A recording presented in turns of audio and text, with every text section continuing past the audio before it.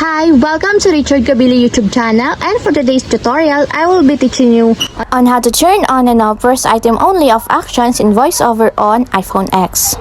But first, kindly subscribe to this channel and don't forget to hit the subscribe button and the bell to notify you for the new updates. And let's start.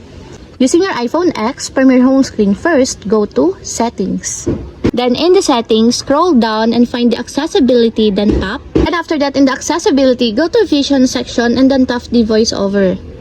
Then in the voiceover, scroll down again and then tap the verbosity. And after that, in this part, in the verbosity, scroll down and tap the actions.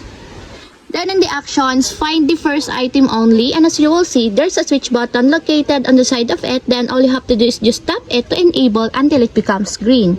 And if you want to disable or turn off, just tap again the switch button. And that's it. We have successfully turned on and off first item only of actions in voiceover on iPhone X. If you have a question, can you comment down below, and don't forget to hit the subscribe button and the bell to notify you for the new updates. And thank you for watching!